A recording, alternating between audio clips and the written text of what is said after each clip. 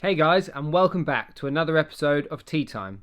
This week we've got Noe Font, Spanish sensation, creator of The Bubble, rider for Duotone. This Grom has got a lot of really great knowledge to share and some really funny stories. So make yourselves a cup of tea, get ready because it's going to be a good one. Hey Noe, welcome to this episode, Tea Time with Sam. Thanks for coming on. How you doing? Yeah, good to be here. Good to be here. How you got your tea? Got mine. Ready to go? How you doing How you doing in lockdown? Whereabouts are you at the moment? I'm in Holland actually. I'm staying here with my girlfriend Savannah at her grandparents' house, just in the north of Holland. Cool. And you it's been any kite sessions in?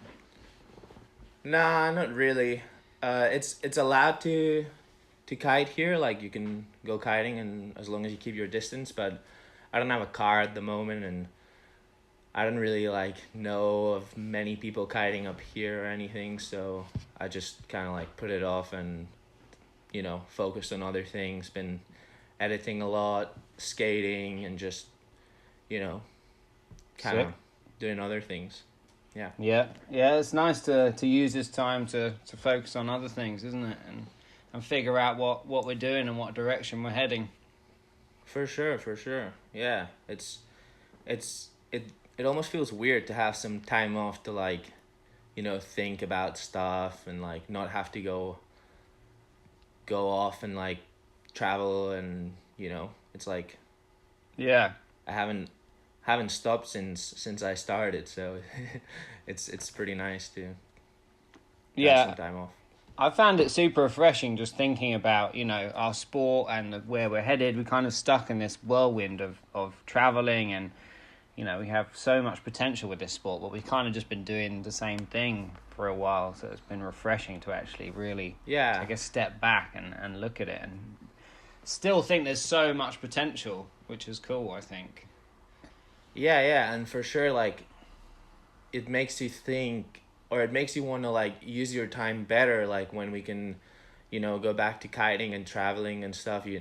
I think now everyone's going to be obviously more motivated than ever, but also picky and creative, and everyone has time to think now to make plans and bring those new great ideas to life or whatever. So it's for sure it's healthy. I'll tell you one thing, it's made me really reconsider competitions, because it takes up so much time training, and to really do well you have to really focus on it, and then all of a sudden it's damn, we've been putting our really open sport in this box for so long. I kind of want to get out of it again, sack off the comps, start getting back to free riding. Yeah, I mean, you guys kind of did that, you did it in the more early days, I guess, but not that early, right? Yeah, but it's funny, it kind of went full circle, we stopped, competing to do the freeride project, and then we did more rails, and then all of a sudden we were like, oh, we should have tricked. Comps.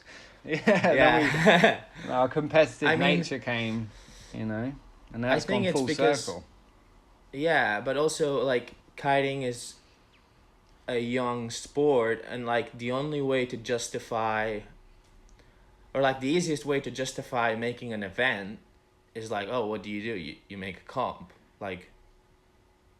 and then you can go beyond that and be oh, now people are doing downwinders and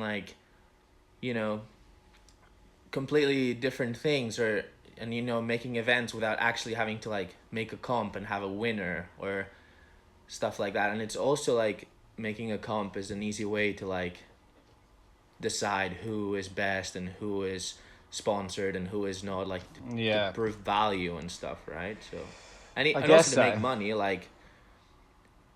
it's a simple equation. You train, you're good, you go compete, you do well, and you'll be rewarded.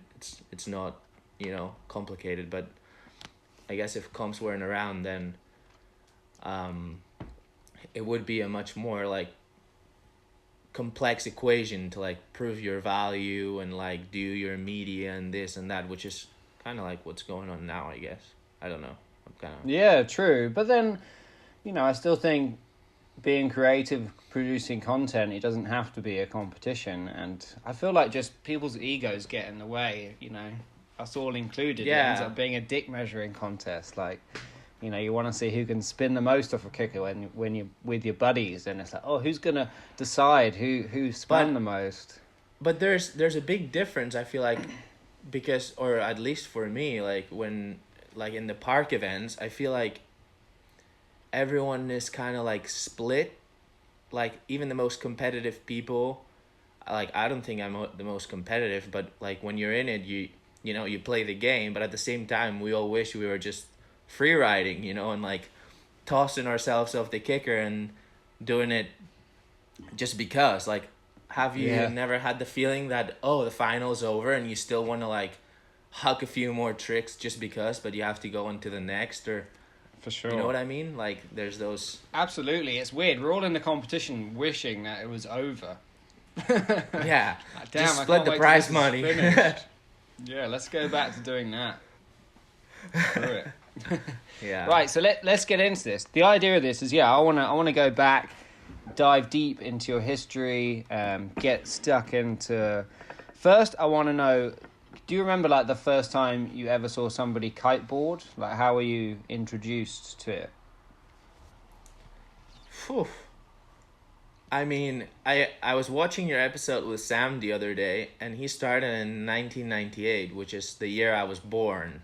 And that was like a funny joke we always had going on, because like at one point, I was riding better than Sam, and then he was like joking like, this kid was born when I started kiting and now he's already better than me, you know? But Oh, that's so I good. don't remember the first time I saw someone kiting. My earliest memories of kiting are probably flying kites at the beach, like a 2-line kite. And I grew up, my dad's always been into like flying and hang gliding and stuff like that. And in my hometown, there's like a skydiving drop zone where people skydive. And I kind of like grew up there, like, playing and with planes and stuff. And skydiving was like a part of like my childhood. So I would have like this little like trainer kite, and I would like pretend it's like a little skydive, And then when my dad started kiting, which was probably in, I don't know, '02 or something, he built me a bar for that same kite I pretend to skydive on, and I started flying it at the beach. So it was like, that's maybe like my earliest memory of kiting is that, like a homemade 2-line bar for my like 0.5 meter kite. That's pretty cool. I Yeah, wonder how old were you flying that on the beach? Like 5 years old or something. yeah, 4 or 5. Yeah, I don't even know. I think I have some like really really old photos of me carrying a pump, and the pump's bigger than me or something. Yeah. Do you remember like the first time you got on the water with a board? Or kind of? I remember one time I got in the water with my board, and it was with that same kite and a homemade board that my dad made with like a scrap of plywood, and he put some like pads and foot straps, but obviously it was never gonna work, and I knew that, but I still like went and tried to get in the water and make it work with like a 1 meter trainer kite. And then later on, when I was like, I don't know, 8 years old, I guess, I started like getting in the water with like a more proper kite, and trying to water start and stuff. And Yeah. where I live, it's there's good conditions, but it's very like seasonal. Like, it's good in the summer and the spring, but then the rest of the year you probably don't kite for like 2 months in the middle of winter or something. So it took me like a solid full winter to learn how to like go upwind and figure it out. Yeah, for sure. Yeah. There definitely seems to be like a correlation between like people learning young and having like, a cool supportive dad like that. Seems Everybody seems to have Yeah. a sick dad who got them into it, you know, which is really cool. Yeah, for sure. That makes a difference. Do you remember a time when you were like, this is just all I want to do? Like, when something clicked? Because I kind of remember, like, thinking, you know, my dad dragging me to the beach and getting a bit scared. I had, like, a bad accident, thinking, oh, man, like, this is tough. Like, this is hectic. And then he sort of keeps pushing me a little bit. And then it flipped. You're like, this is all I want to do, you know? Well, now thinking back, I have a feeling that I always kind of knew that or assumed that was what I wanted to do. Just like, you know, I remember thinking way before I learned how to like do any tricks or anything. Wow, like in a few years, I'm probably gonna be able to do a KGB. You know, I remember that, and then I'm gonna be like, and then if I can do that, then it means that I'm as good as them, as good as the people in the videos. Like, so Yeah. what's stopping me from not being in the videos? You know, like That's it. if now I can do a rally, and then I truly remember this thinking about the KGB because I don't know why. Well, it's funny because you do have a really good And yeah, KGB right now. Don't you have a sick KGB? yeah, I It's guess. one of your good tricks. Yeah, and then you said this about your accident or whatever. I remember, yeah, so I was learning how to go upwind, and I was, you know, I did a tack, and then I was walking back upwind through the beach. And I was pretty powered, so I was like, kind of like, you know, feeling the gusts and like getting a little bit pulled or whatever. And my dad was walking down to like come get me, but I didn't need any help or anything. And this guy reached to grab my bar thinking he was gonna help, and I was like, no, dude, like I'm fine, no need for help. And then I like turned back around and kept walking, and he just saw that I was like pretty powered. He wasn't a kiter or anything, and he grabbed the end of the bar, yanked it, threw a kite loop, and me, my board, Wow. him, and his dog who was on the leash went flying. I don't know how many meters down, just got slammed on the sand, and my dad was like losing his mind at the guy, like, he told you he didn't need any help, what the fuck, like. And that was like that was like the only accident I've ever had, I think, like where I was like, holy shit, like it's pretty sketch. Yeah, for sure. Those things can put you off. I got dragged down the beach like pretty far when I set my kite up wrong, which put me off a lot. Fuck. Scary.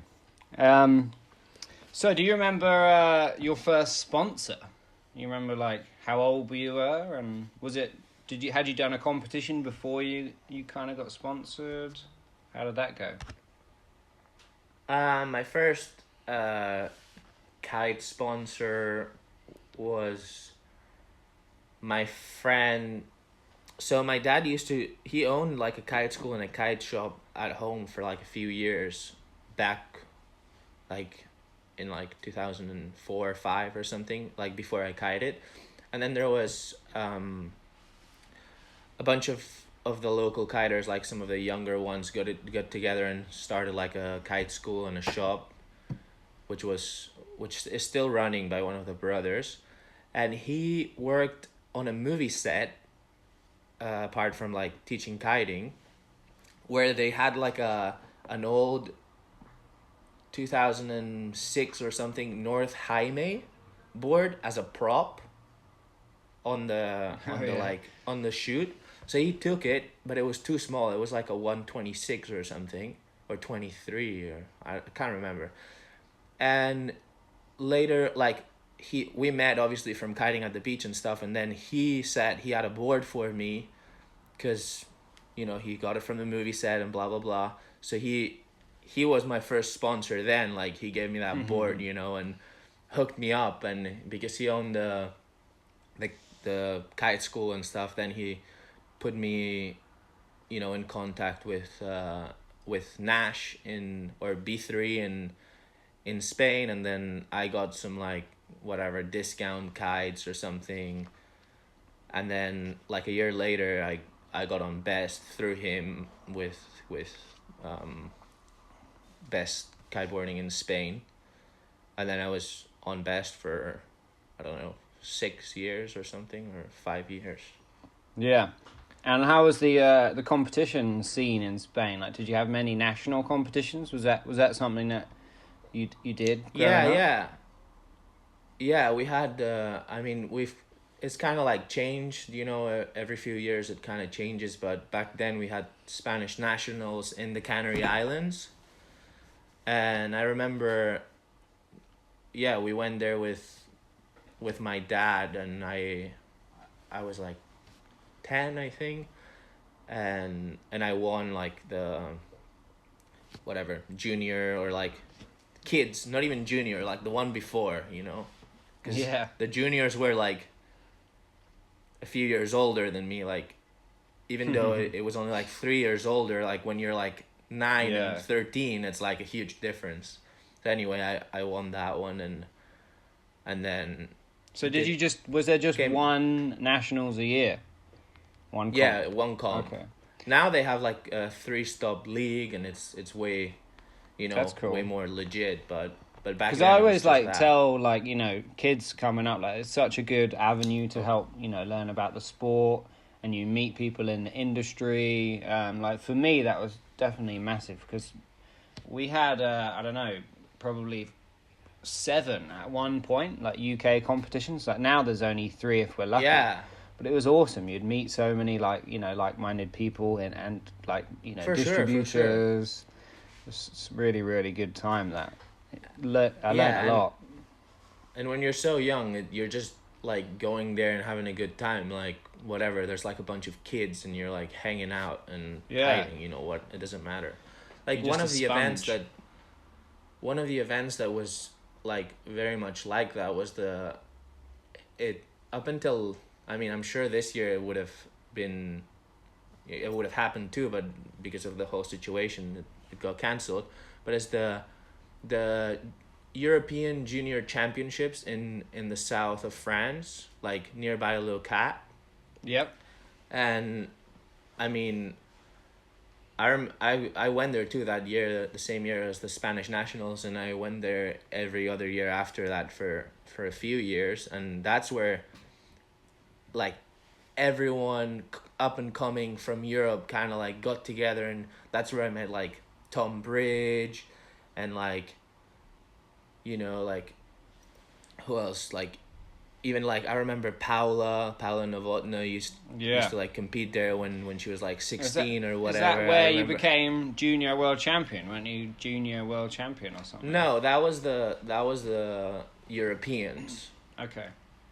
But I think, yeah, and Jerry Vanderkolb, I remember him, like I remember Yeah. him being like whatever 16 or something, and me being like 10, and he was like already like super tall and big, and Yeah. doing like doubles already. Yeah, like that was like a one of the events where you That's cool. you got to like meet everyone a little bit and up and coming and stuff. Yeah. And then the junior world championships, I mean, I was super lucky because they were like 30 minutes down the road from where I live. I was like playing at home pretty much. So yeah, that Sick. that Were kind you of like just helped out one to like time junior champion? two Two times, time? two Two times. time. Yeah, Sick. yeah, yeah. And those were the first. Um, I mean, I'm sure there were some junior world championships after that, but or maybe not. I don't know, but Yeah. those are the first like editions of it that I know of. Because I Yeah. remember before those two, there weren't any. At least like while I was around.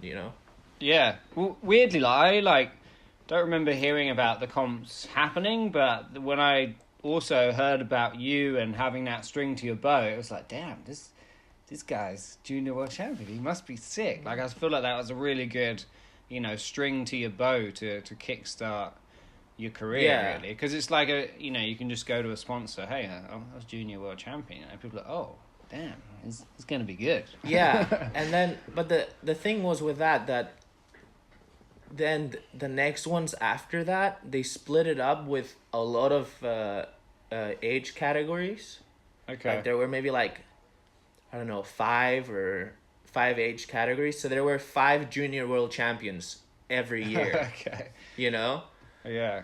which I mean, it kind of makes sense, but at the same time, it's a little bit, you know, like there's a 9-year-old junior world champion, there's a 13-year-old junior world Yeah. champion, and there's a 16-year-old. It's a bit Yeah, of a for sure. it's a bit chaotic. Yeah, I know what you mean. But yeah. But it's cool though. It definitely is. Yeah, like I say, those young competitions in younger years just gives you a focus, doesn't it? When you're not sure what to do, and motivates you to learn Yeah, those I new mean, tricks.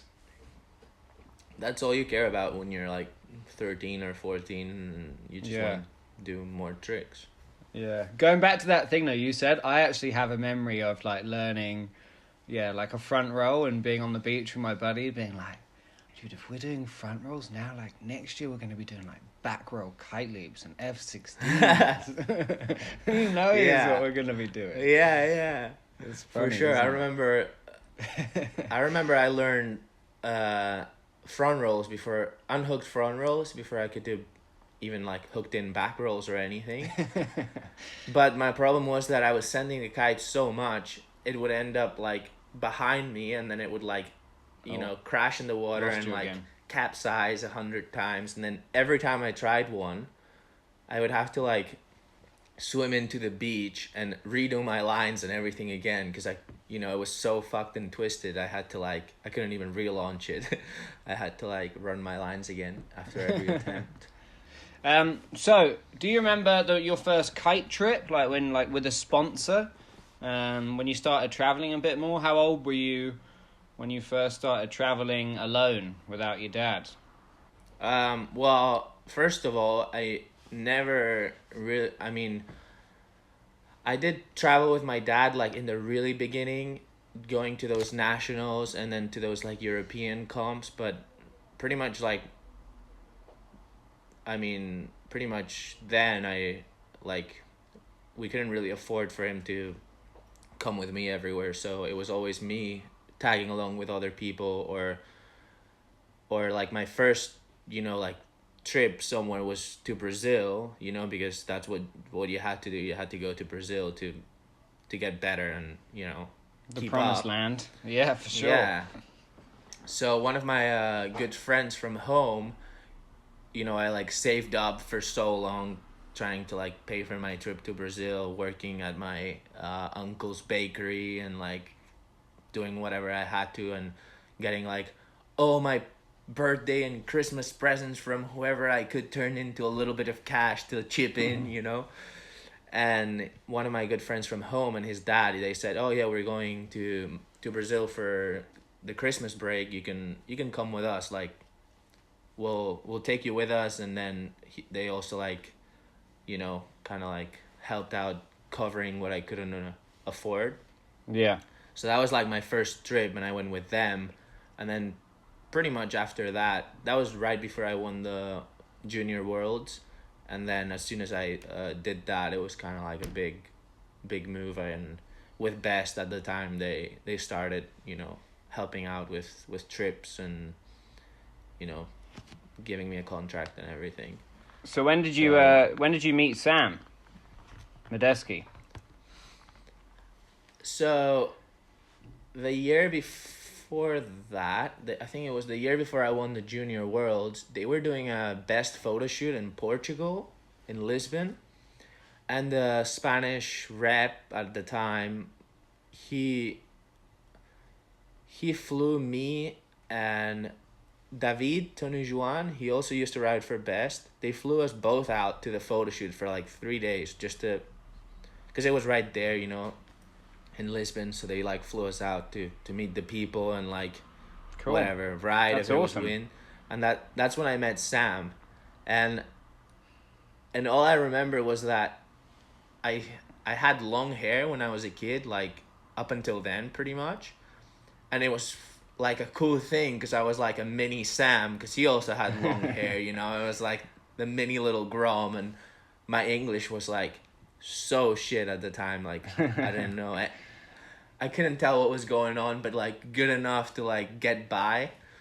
And yeah, we just got along, and I don't know. I can't even remember. You'd have to ask him. That's cool. I was And, like and 11, then yeah.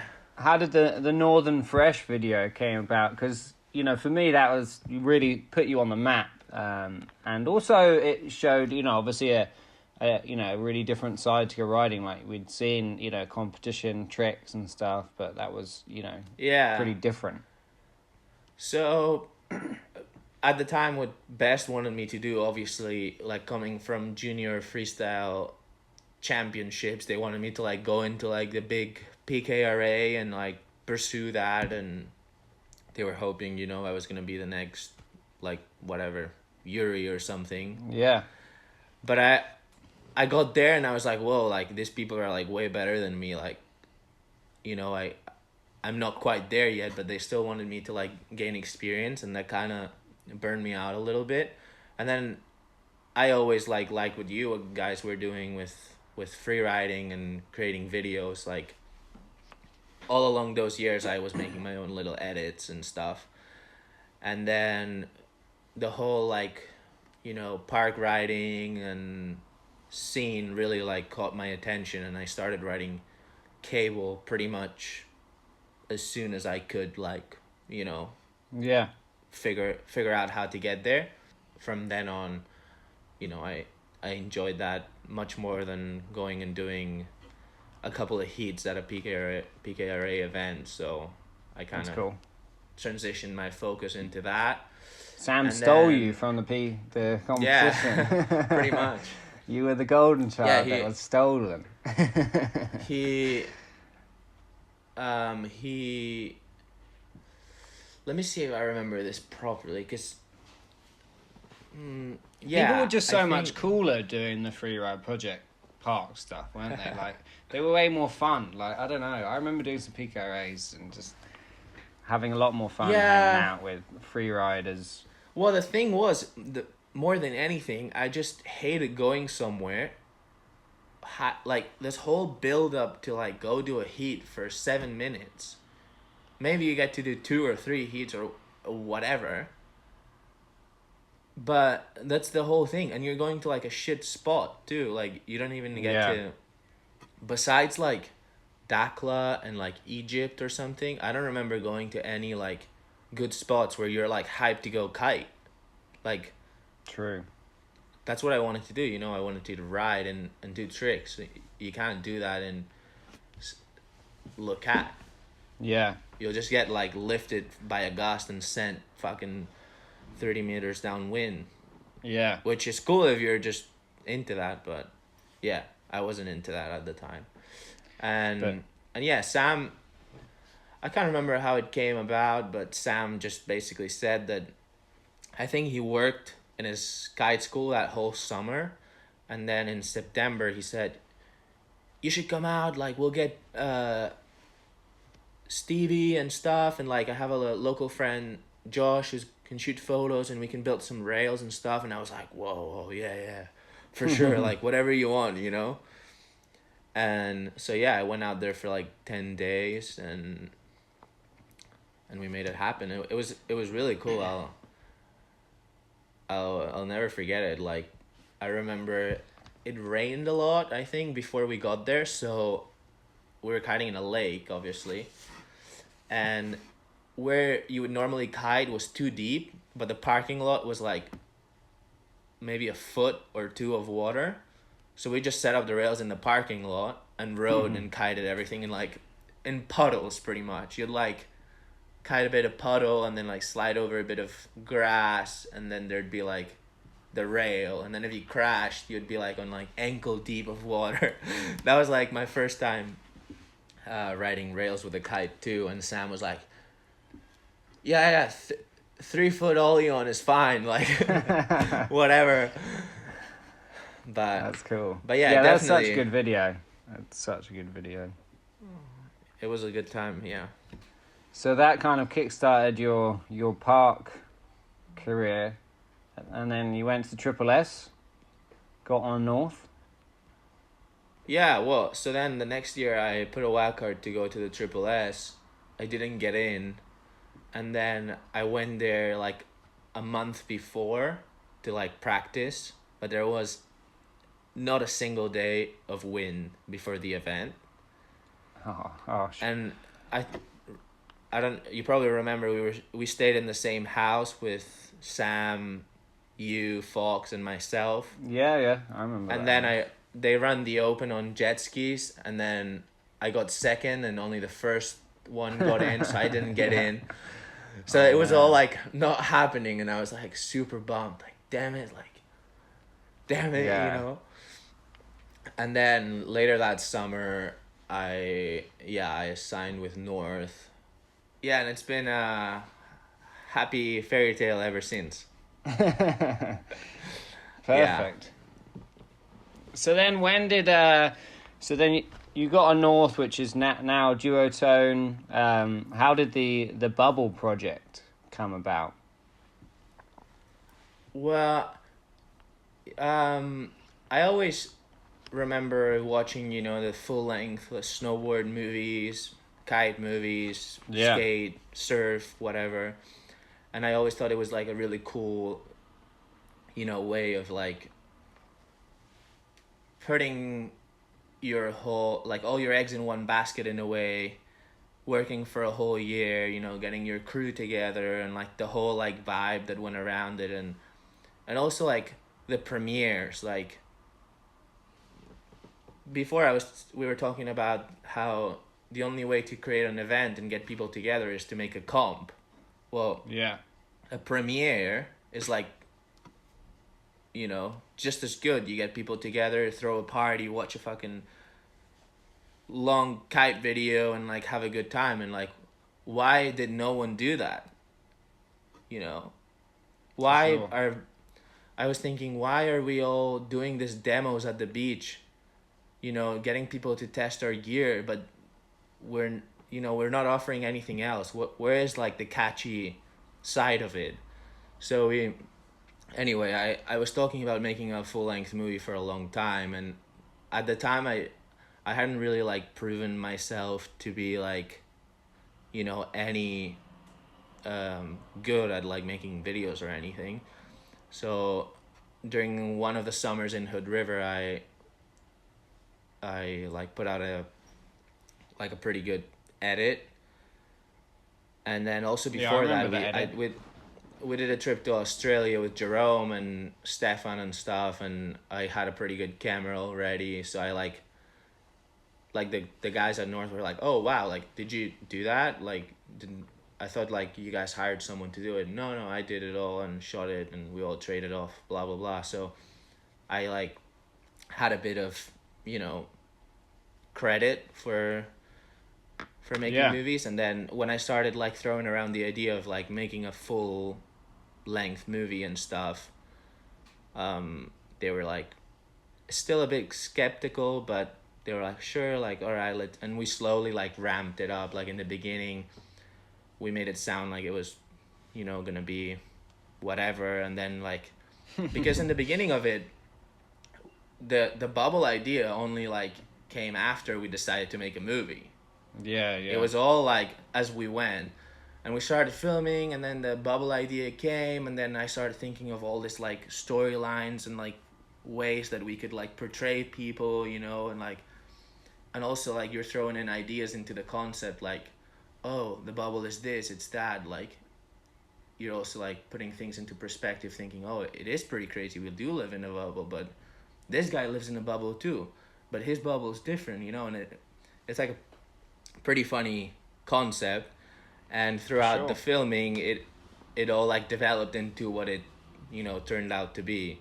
So so yeah, like in the beginning of it, it was just the idea of me making a movie, and then towards the end, when the guys at Duotone started seeing like cuts of it and how much bigger it turned out to be, then we, organized like a premiere tour, and like threw premieres everywhere, raffled gear, like it blew up to be like way bigger than any of us thought, it was ever gonna I thought it get. was really cool how Craig really, supported you with the bubble as well. I feel like he really helped Yeah, push that through, which was awesome.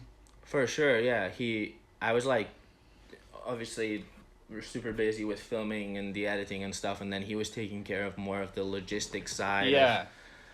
the whole, like, getting the Because how old were premieres you when organized and the you did the trips, and bubble? like he also had Oh, the people hold that, on, we've frozen. yeah. Can you hear me Hold now? up. Wait, I'm going to ask you again. How old Yeah. old were you when you filmed the bubble? 17, I think. Yeah. See, I can imagine it would have been hard for you to go to 17, Duotone 18. and be like, I want to make a movie. Yeah, Whereas yeah. Craig kind of made they're like, yeah, cool. Every 16-year-old wants to make a full-length movie. But Craig kind of made it, I don't know. Yeah, for sure. He Pushed it through. Exactly. Like, he had been writing for, Duotone way before me, so they kind of trusted him, and he obviously, like, proved himself to be productive. So yeah, for sure, it made a difference. And then I remember sending out an email to, like, the people who I wanted to, like, make the movie with, and I sent it to Aaron and Tom and Stefan, Craig, Colleen, and then the first one to reply was Aaron, and he was like, "Yeah, sure, I'm in." And I was like, "Whoa, okay, like, it's on." Yeah. That's awesome. Yeah, I loved it. I wish there was more full length, like when you're growing up watching, I was the same, loved watching skate and snowboard and all those movies. It really, gave the sports a lot more substance and culture. I think kiting is, Yeah. lacking a little bit of that. But I think the problem is it's so diverse, it's so, like, spread Well, out. and in the beginning of, like, before the bubble idea came about, I was looking at it more as in, like, true kiteboarding, our slogan, and how we could incorporate every discipline to show what true kiteboarding is. That was, like, the original idea. Yeah. But obviously, in the end, it's really hard to, like, I mean, at the time, it was really hard for me to, like, link up with certain riders and people who I didn't know, and, like, I wasn't, friends with everyone I hadn't met half the people in the company yet, and stuff. So I just ended up doing it with friends, which turned out to be, super fun and productive. But maybe in the future Yeah, for sure. we'll bring that. No, it's a sick bring that movie. back. So, what's on the horizon with all this reflection, the bubble? What's in the future Well, for yourself? so at the moment I've been collecting footage since last summer in Hood River in Cape Hatteras. We had the Vegas shoot on the new rail, the hot box. Yeah. And we got a ton of clips there, and I was like, oh, damn, like, I have some pretty good footage. And then, later on in Brazil, I also got a few clips in Hood River, but I wasn't, like, putting out edits or, like, using them for anything. And when I was in Brazil, I was like, oh, I'm gonna make, like, a sponsor me videotape, like, like in what you would do back in the day, I guess, is put all your writing in one tape or in one video and kind of, like, use it as your portfolio to brands. Maybe Yeah. not in kiting, but I know that's what people used to do in, skating and snowboarding and stuff. So I was like, oh, I'm gonna make a little season edit or something. But obviously now it's turned into whatever, much more of a movie. So yeah, I'm working on that. I'm working on a season edit. That's cool. What, like a longer piece? Yeah. I don't know yet. I don't know how long it's gonna be, but definitely, like, 10, 15 minutes or more, maybe. Yeah. But I'm at the point where I want to get more footage for it, but now we can't ride, so it might be postponed, and I might, release it once I get to go on another trip or two. So, if you were going to give some advice to a young grommet coming up, whilst watching this, anything from sponsorship to, what would you, to making videos, what advice would you give? So I've been thinking about this a lot recently Okay. because even from when I started until now, everything's changed so much, and that's not even that long ago. You know, like what we're doing today might be obsolete in like 5 years, like obsolete, is it? Yeah, Yeah. You know, like who thought Instagram stories were a thing like, only a few years ago. it's true. So yeah, I mean, what I would say the first and most important, just like I said earlier, on how I always thought I was gonna, or assumed I was gonna do that KGB, at one point, and then like have my own kite videos or whatever, and kind of make it. Just do what you enjoy doing and have fun, and then, because if you don't do that to begin with, there's no point of trying, you know, to do something for someone else. But then the second thing is, uh, one way to like, have success, I guess, if you want to say that, is to be different, and do stuff differently and in your own way, and try to like diverge and not do what everyone else is doing, and then you'll stand out from the pack, whether it's riding, you know competing, making videos, Yeah. doing whatever it is that you're doing. Just do it different, and you'll stand out, and then brands or companies will see you, and won't just see a pack of groms. Yeah. So yeah, That's be super, different, stand out. And super valuable advice. I think also, like you said, like starting with the comps helps you, learn about the industry, and you can dip your toes into different aspects. yeah, You and know, also like see where you're standing. Like maybe now with you can see how good everyone is on the internet, but when you go to a comp, like I had that happen to me a lot of times, like especially with when I started competing in the park. Like I wasn't necessarily the best, but I could do my tricks really consistently, so I knew that even if this guy can do like way better tricks than me, if he crashes 3 times, he's got a zero. I just need to do my trick. And that really, like, you might think you're not, the best at what you're doing, but maybe in a certain like competition scenario, you can beat people who you thought, you couldn't, or you aren't better than you can beat people that you yeah, for aren't sure. better than on a free ride session, but on a comp, who knows? So Yeah, that was what was really give it cool give it a about go. the our kite park league format. If you crashed 3 times, you were done. Yeah, I was yeah, doing the and same and tricks for like 5 years. yeah, just money making tricks. just have Damn it. that back five and toe back seven that you can do at the comp, and then Yeah, everyone's going to but crash. but So the final's going to be I on an eight remember. meter. Yeah, exactly. And look at us this year in Hood River. Last year in Hood River, the river level went up so much. It was choppy everywhere, and everyone had a really hard time getting their tricks, right? Like Yeah, you never know.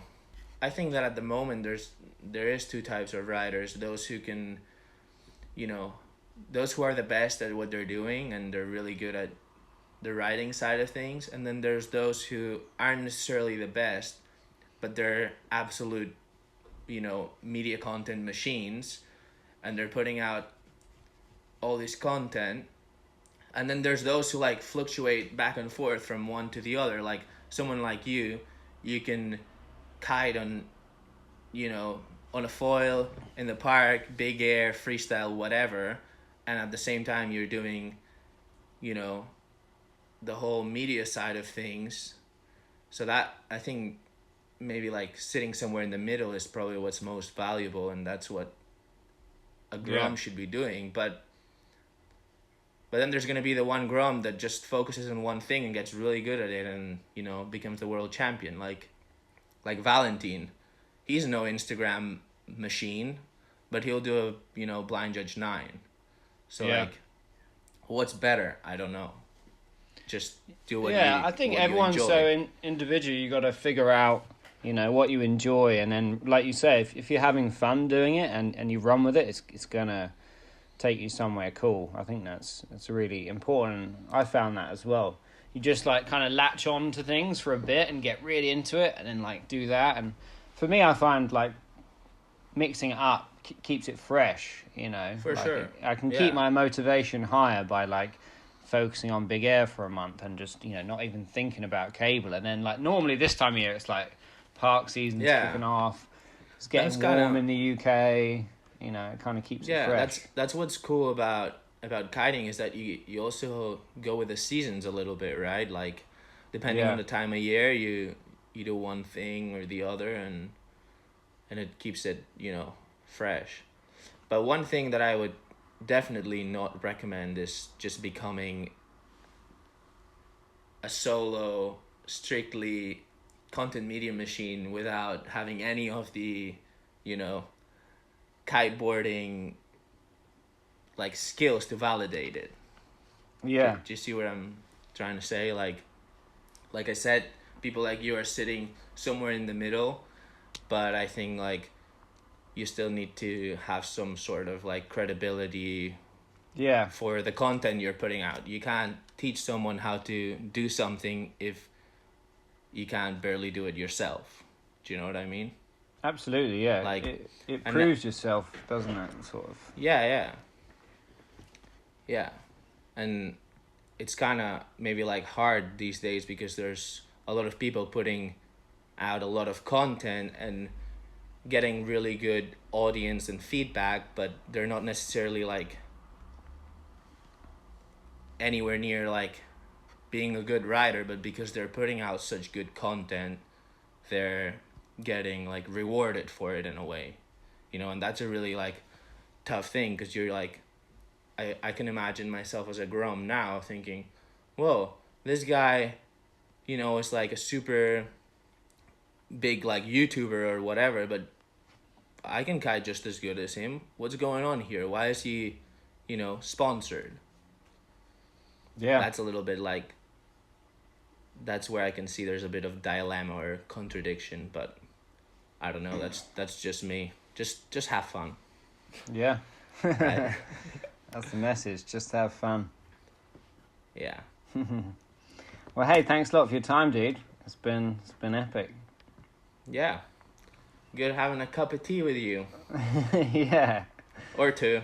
Yeah. Thanks a lot for listening in, everyone, and watching. Good chatting, yeah. For sure. It's always fun reflecting, going down memory lane.